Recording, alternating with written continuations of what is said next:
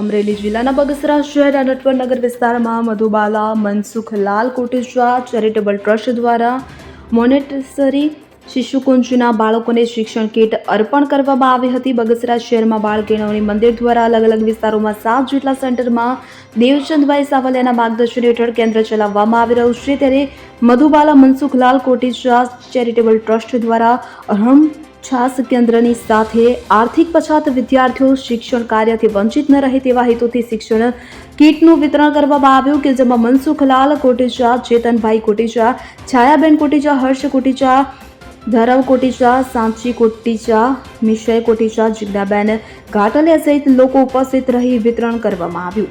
આજરોજ Madhubala charitable trust દ્વારા નિઃશુલ્ક સ્કૂલ બેગનું વિતરણ કરે છે. જે અતિશય ગરીબ બાળકો છે જે ભણતરમાં આગળ આવે તે માટે મધુબાલા ટ્રસ્ટ દ્વારા આજરોજ બધા બાળકોને નિઃશુલ્ક બેગનું વિતરણ કર્યું છે.